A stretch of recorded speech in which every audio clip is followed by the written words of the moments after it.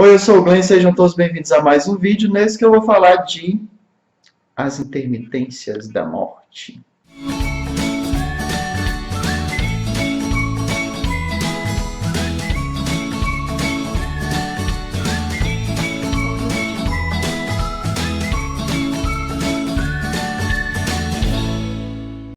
Galera, eu nunca tinha lido José Saramago, foi a minha primeira experiência com o autor e eu confesso que eu gostei muito, já digo de logo que é um dos meus novos autores favoritos. Esse livro, As Intermitências da Morte, eu comecei a ler por esse livro porque, de acordo com a minha amiga Cris, seria um dos mais fáceis para se começar a ler a obra do autor.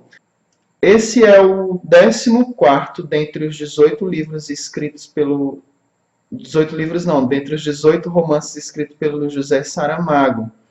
Foi escrito, então, depois que ele ganhou o Prêmio Nobel em 98, uma vez que esse aqui foi publicado em 2005, foi há 10 anos atrás, é bem recente, né?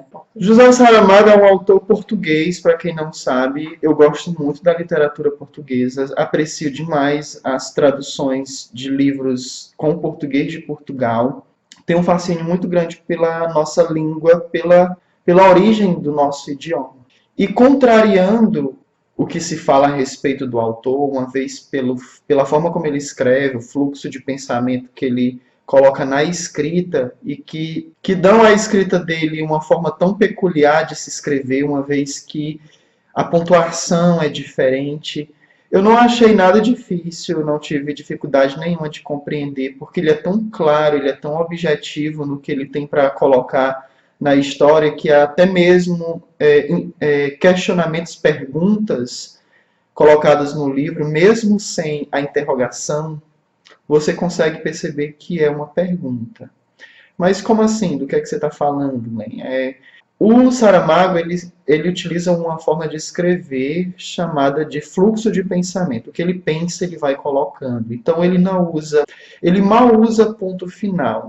A grande verdade é que ele sempre se utiliza de vírgulas. Mas ele continua utilizando a letra maiúscula para iniciar uma sentença. Então não é tão difícil assim de acompanhar a escrita dele.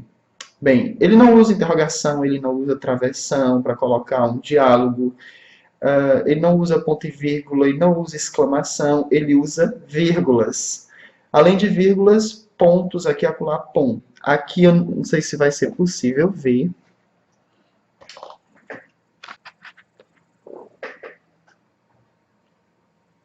Vejam isso. De ponta a ponta. E o livro é todinho assim. O livro tem 208 páginas e você lê assim rapidinho. É muita pretensão minha achar que não é um livro recomendável para um leitor iniciante. Entretanto, eu acho que vale a pena arriscar. Acho que depende do perfil, do hábito de leitura, do comportamento de leitura de cada um, né? É como Clarice. Tem pessoas que leem, acadêmicos que leem Clarice Lispector e não compreendem, enquanto tem pessoas que não têm mal o ensino fundamental, leem e adoram Clarice.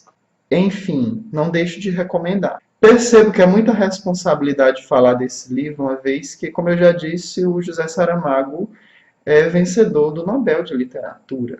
Ele recebeu o troféu em 98, antes de escrever esse aqui. Na época ele já tinha escrito o mais famoso dele, que é o Ensaio sobre a Cegueira, que eu ainda não li, pretendo ler. Mas o que é que essa história conta? No princípio, você não conhece um personagem específico, não há a narração, o enredo não se debruça sobre a vida de um personagem. Na verdade, ele apenas faz um panorama sociológico do que aconteceria naquele país a partir do momento em que as pessoas param de morrer. Ele não deixa claro que país é esse, mas a gente supõe aqui que a coisa está se passando em Portugal.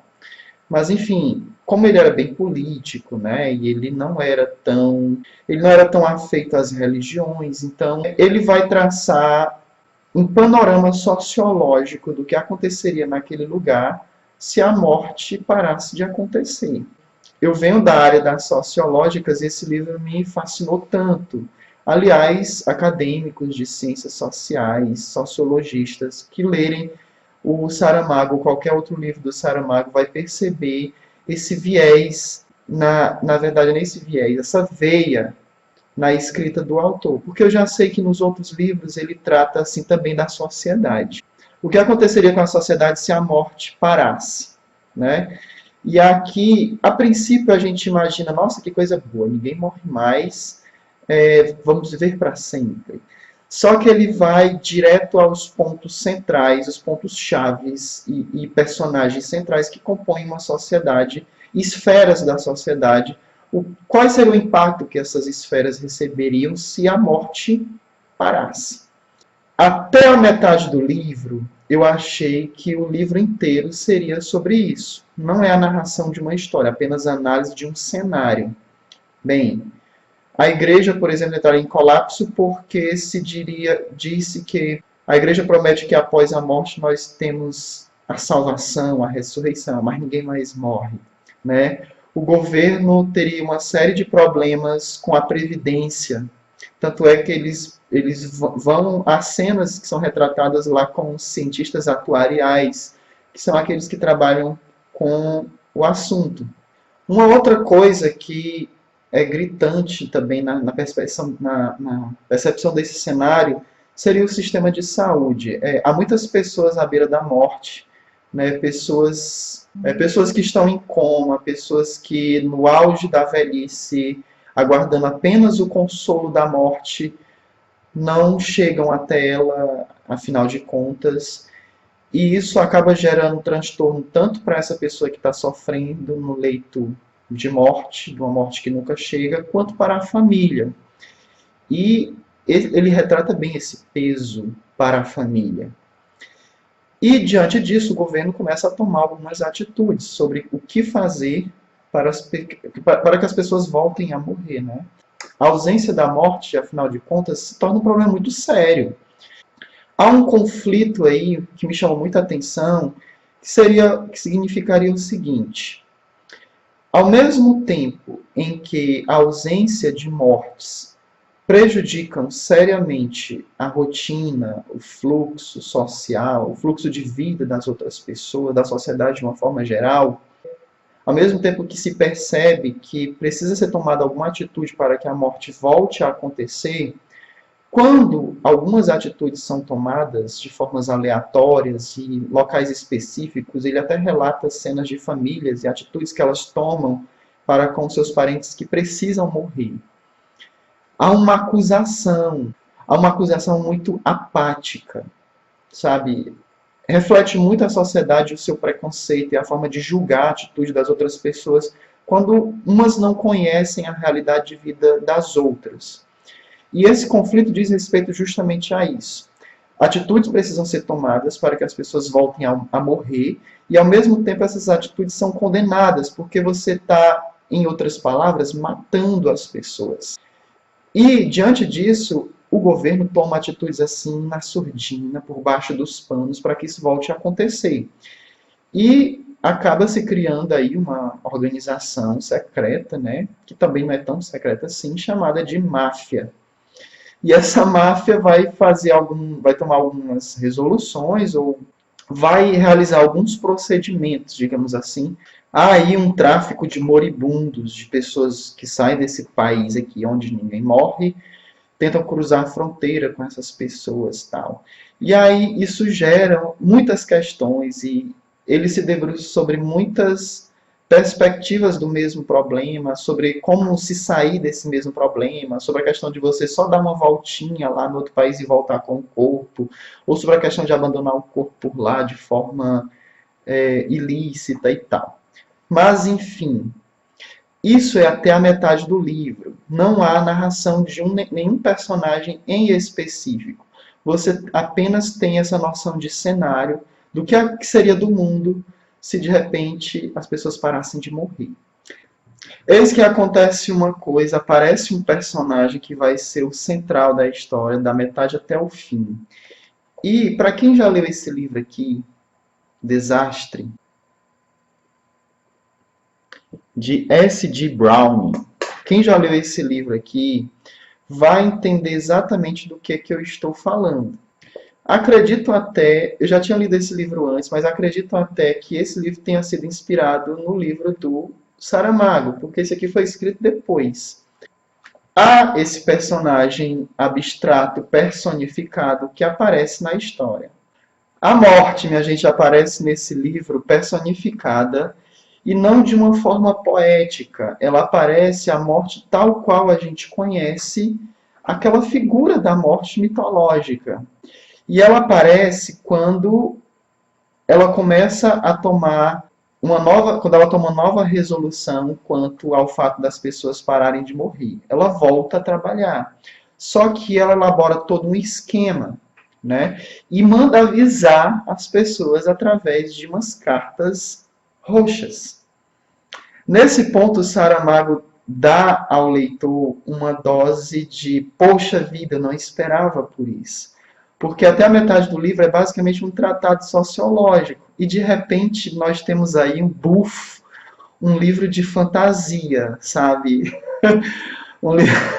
Um livro de fantasia com personagens abstratos, personificados e atitudes assim meio que cômicas. Há uma veia de humor muito legal sobre as atitudes da morte e como ela vai se comportar em relação a esse caos que existe na sociedade, a morte se comunicando com as pessoas através da televisão, através de cartas. Nossa, é muito legal.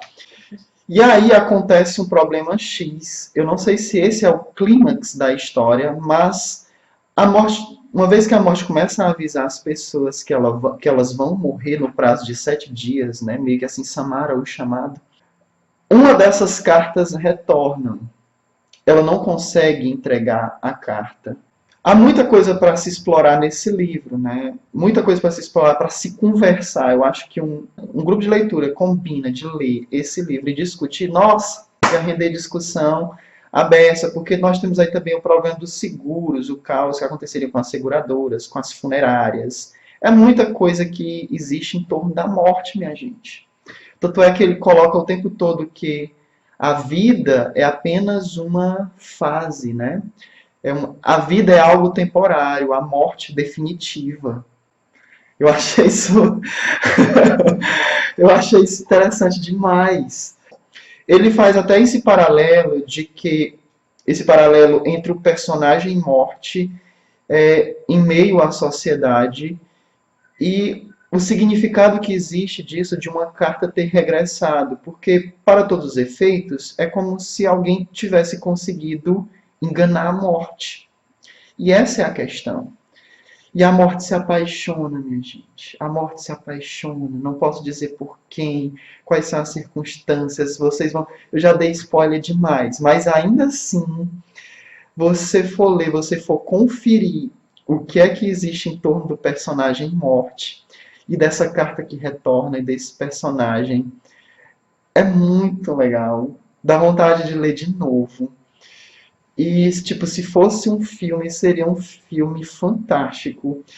E o final, o desfecho, é completamente inesperado. Completamente inesperado. Você pega, assim, qualquer leitor experiente que for acompanhar essa história, ele vai conjecturar diversas possibilidades para um fim. Mas ainda assim, ai meu Deus, o livro. Ainda assim, ele vai ficar surpreso com o final da história. Enfim, esse é um livro fantástico, recomendo demais. Gostei demais de ter lido esse livro. Chega aqui a dica de um livro maravilhoso que eu gostei demais, minha gente. Gostei demais. E é isso. Se você gostou do vídeo, por favor, dê um like. Se você não se inscreveu ainda, se inscreva no canal. Comentários são sempre bem-vindos. Os 2 últimos vídeos de resenha que eu postei no canal, que estão no link aqui embaixo, foi o Dizem que os Cães Veem Coisas, do Moreira Campos, e o Xangô de Baker Street, do Jô Soares. Se você não assistiu ainda, clica, tá? E compartilha esse vídeo. Até mais!